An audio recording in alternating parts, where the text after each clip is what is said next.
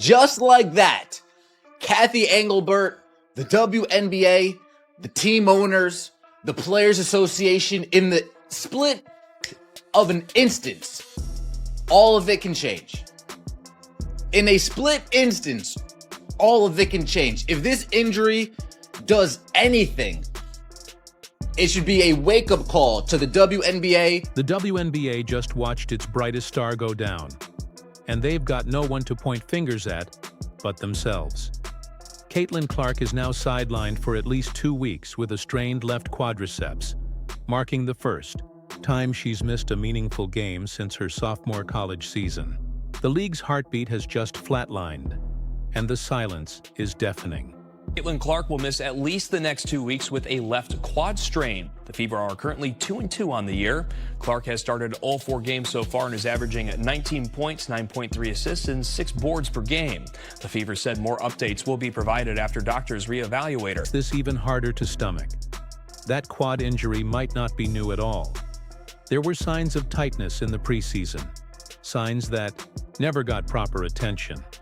Was Caitlin Clark grinding through pain while taking hits from reckless defenders and being overlooked by refs who refused to protect her? The timing couldn't be worse. The league is scrambling, and fans, it's time to flood the comments. Get well soon, CC. She needs us now more than ever. Association, the team owners, that just like that, all this fanfare, all this interest, all this newfound attention on the league can disappear overnight. Caitlin Clark's out 2 weeks. Could Caitlin Clark have been pushing through an injured leg all this time while everyone chose to stay blind?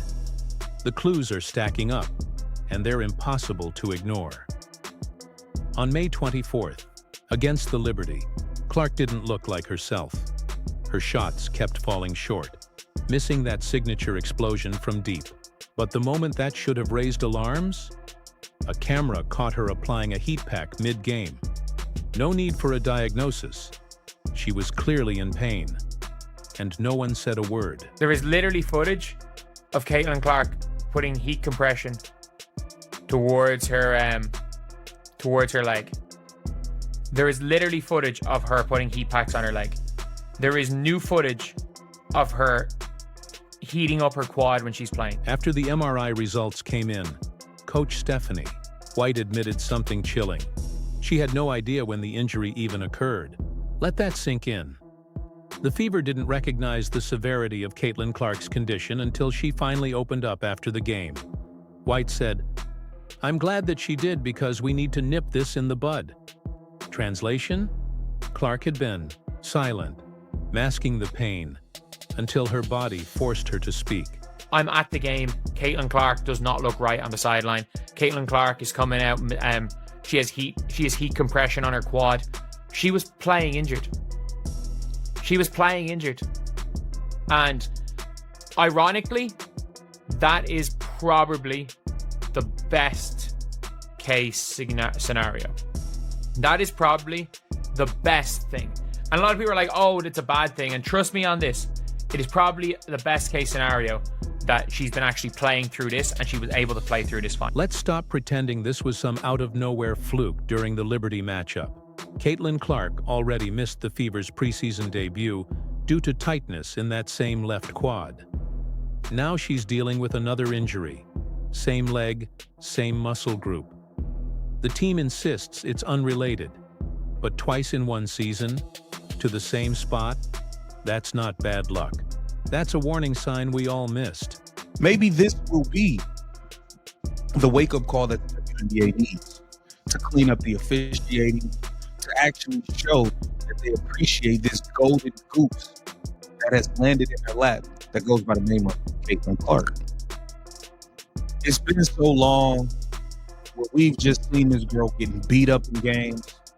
We see her get grabbed, hacked, bumped into, knocked on the floor. There's never any whistle. The situation gets more outrageous when you realize what Clark's endured over the past 2 seasons.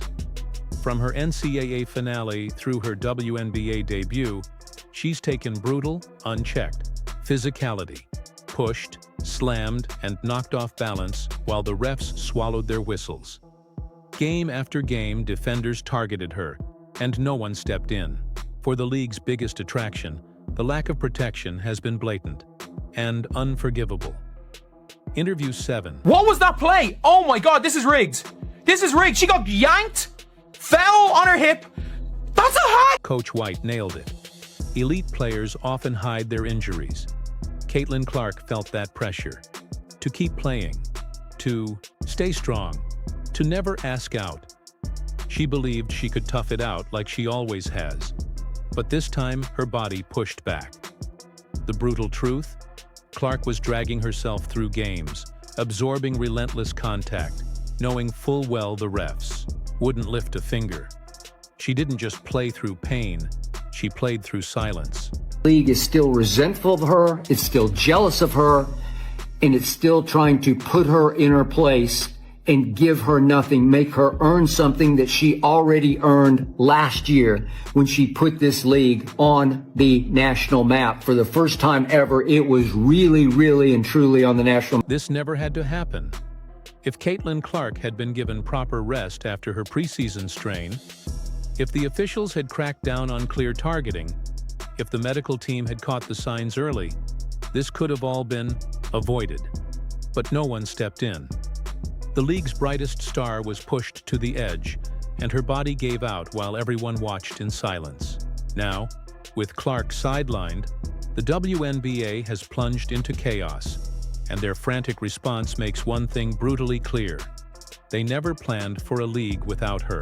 Caitlin Clark, somebody who was responsible for 26.5% of all WNBA economic activity last season, including revenue from merchandise, ticket sales, and television, is out for a minimum of 2 weeks. Minimum of 2 weeks, more like 4 to 6 weeks.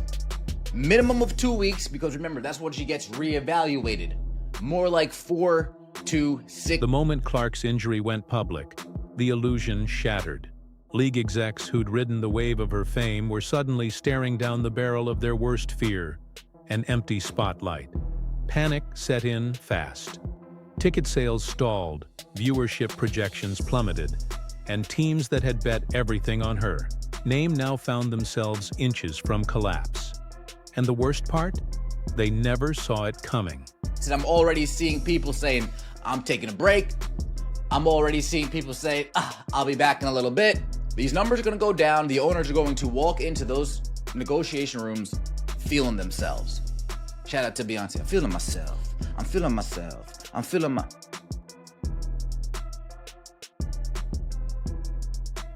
Again, they're lucky this is only a rumored 2 to 4 weeks. Because if the news was the season, people would tune out 100%. In a bold move, the Washington Mystics had relocated their Fever game to a larger venue in Baltimore, expecting a sold-out crowd drawn by Clark's superstar pull. Instead, the team is now flooded with refund demands. Fans are furious.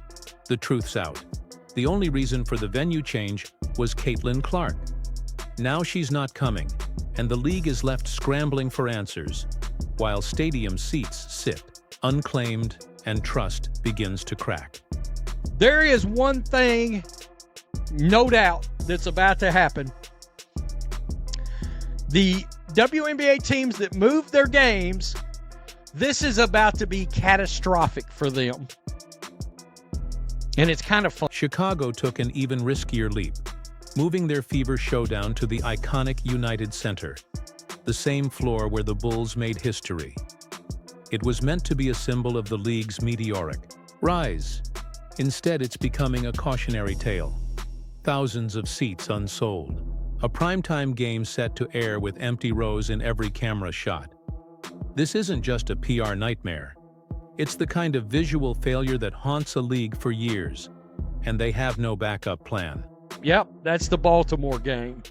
I believe that's about a 15,000 seat arena situation. This one's at the United Center in Chicago. Good luck getting anybody there. I mean, seriously. Here's the gut punch. The league's business model is tethered to a 23-year-old rookie. The May clash between the Fever and Sky wasn't just popular, it smashed records, drawing 2.7 million viewers on ESPN and peaking at over 3 million. But it wasn't love for the WNBA that drove those numbers. It was Caitlin Clark.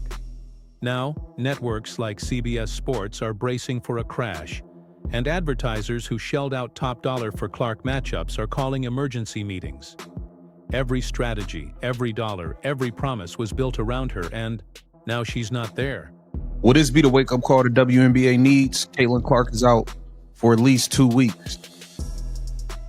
Now, we are going to see what you guys, not just the Indiana Fever, we're going to see what type of numbers this league can turn over without her. Traveling Fever games once felt like major events. Sellouts, packed promos, the buzz of a growing sport. Now, the projections are grim. Without Clark, crowds shrink, promotions flop. Hopes of sold-out stadiums are replaced by rows of empty seats and disappointed fans. For the WNBA, it's a devastating wake-up call. They finally struck gold after 26 years and failed to protect it. Behind closed doors, financial panic is brewing. But worse still, something darker is unfolding in the public eye. A lot of you are like, this is perfect.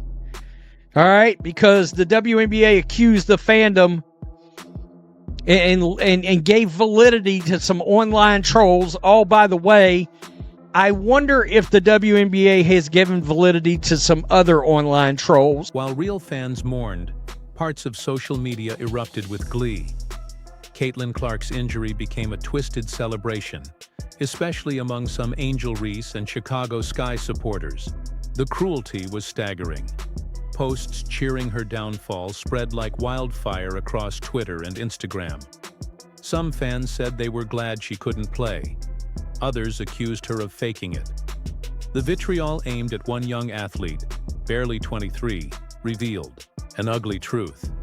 Beneath the surface of women's basketball, something is deeply broken. There are people celebrating Caitlin Clark's injury. There are people celebrating Caitlin Clark's injury. And these are all people that are in the "we don't hate Caitlin Clark, we just hate her fans" crew. No, they don't. They hate Caitlin Clark. They say we hate her fans just so that they can have an excuse. They hate her. They hate her. This isn't just an injury. It's the predictable end of a season-long storm. Caitlin Clark was hounded all year, grabbed off screens, bumped mid-play, fouled hard without consequences. Officials turned a blind eye while defenders pushed the limits. And now, the same crowd that cheered those cheap shots is celebrating the fallout. The brutality on the court bled into the online world, and the line between the two is crystal clear. You have got people out here wishing ACL injuries on Caitlin Clark. You have got people out here celebrating. Like, if you look at the quote tweets of the Indiana Fever tweeting Caitlin Clark got injured, the amount of celebratory tweets you've seen, the amount of celebratory tweets, and like people like celebrating that she got hurt. And the only reason I have to say this is that side of the fan base people are being told that does not exist, that does not happen. And it's clear as day because the public. The WNBA's refusal to enforce basic protection turned the floor into a battlefield and gave rise to a fan culture that thrives on harm. When Clark was repeatedly targeted and the refs stayed silent, a message was sent: she's fair game. That silence became permission. So when the hits finally took her down, the worst corners of fandom didn't mourn. They cheered. This isn't just about officiating. It's about the dark culture that negligence built. You've got the media out here. Again, Elle Duncan has gone full-on unhinged, it seems. Like, obviously, Caitlin Clark fans have called out some of her stuff, so now she's gone fully, it seems like she's fully gone anti-Caitlin Clark fans. She's gone and attacked them. She's gone on a tirade. Cathy Engelbert's silence has been deafening. As commissioner, she had every opportunity to step in, to speak up, to shield her league's biggest star. But she didn't. She let the targeting continue unchecked. The foul calls were lopsided. Clark punished for minor contact while opponents got away with blatant aggression. That double standard fostered a dangerous environment. And now, The league is paying the price, while Indiana scrambles to face critical matchups without their cornerstone. The difference is that one of them are called, like one group are called the scum of the earth. And because of that one group, every single person that is a fan of Caitlin Clark is called by the media not too far off the scum of the earth. And one group is, according to the media, not real. This is not real. This did not happen. None of this is real. So that's just my opinion on this all. My opinion on all of this is that everything's wrong. Like, all of this is wrong. Everything when it comes to the WNBA media is just crazy. The real test. With their centerpiece out, the Indiana Fever stare down a brutal stretch against Washington, Connecticut, and Chicago. On paper, these should be winnable. But the numbers don't lie. With Clark, their offense hums at 107.5. Without her, it nosedives to 82.2. That's not a decline. That's free fall. And there's no safety net waiting. I think so. I think that's the advantage of our depth, right? And we, Sophie had injury early, as well. I think it's the advantage of us, the depth that we added in the offseason, that we're equipped. Certainly we'd rather have it early than late. It's a great opportunity for our team to find an identity. It's a great opportunity for our team to play in a different way. Stephanie White isn't sugarcoating it. She's preparing for war. She's shifting the system, spreading the offense, forcing everyone to step into the void left by Clark. It's a great opportunity for our team to find an identity without Caitlin, she said. Translation? It's time to prove they're more than just the Caitlin Clark show. And with the spotlight burning brighter than ever, there's no margin for error. And I also think it's a great opportunity for Caitlin to watch the game from the sideline and to grow in almost like a coaching kind of mindset and see some different things that we might be talking about on film, addressing in practice, to see it develop in live action. The new strategy centers on Aaliyah Boston. She's already averaging 18.5 points and 10.8 rebounds. But that's not enough now. Last year, she thrived in post-ups. This year, that role shrank. But without Clark running the pick and roll, Boston's going back to her roots. Bullying. Defenders on the block. Meanwhile, Kelsey Mitchell steps into the pressure cooker. She's now the lead ball handler, scorer, and tempo setter. She's been Indiana's most reliable weapon outside of Clark. Now she must become their savior. I don't think we change how we play. I think we change what the emphasis is, right? Our off-ball actions as opposed to some of our on-ball actions. When we get to our on-ball actions, utilizing our personnel in a different way. You might not see as much of AB getting the ball on a dive and a pick and roll as you would in some of the other off-ball screening actions that get her to that point. Or where our shots come from. A lot of times with C and the ball in our hands, our shots are coming up off the break, right? Now we might get the ball moving inline to inline when we're moving it side to side. So I don't think it changes how we play. I think it just changes the emphasis on the actions that we get to. Sophie Cunningham and Lexi Hull are stepping into the fire. They've been solid, sure, but solid won't cut it anymore. The Fever brought in veterans like Natasha Howard, Sydney Colson, and Dana Bonner for moments like this. Now it's time to see if that investment pays off. There's so many things when you think about Caitlin and her not wanting to miss games. Obviously, she's a competitor and wants to play. Obviously, everyone wants to watch her play. But for me, it's maintaining perspective, right? It's making sure that we address this in a way that doesn't affect long term. That we take care of it. Don't over push. Don't overexert. Making sure that we take the long game approach to this, so that we're not having lingering issues throughout the course of the season. And I'm glad that, sometimes great players don't tell you when they're hurting. I'm glad that she did, because we need to nip this in the bud. Stephanie White is focused on the long game. We're making sure we don't push too hard, that we protect the future, she explained. This pause could become a blessing in disguise. If handled right, Clark returns smarter, healthier, and fiercer. Meanwhile, Indiana's coaching and bench depth will be stress-tested like never before. The league brought this disaster upon itself through weak officiating and cowardly leadership. Now, they're watching revenue shrink and stadiums empty out. But here's the twist. This might be the fire that forges the next evolution of Caitlin. Clark, she's never sat out before. never watched the game this way. This forced rest might be her greatest teacher. When she comes back, she'll be unstoppable. And Indiana? They might just become playoff ready without her. Let's show support.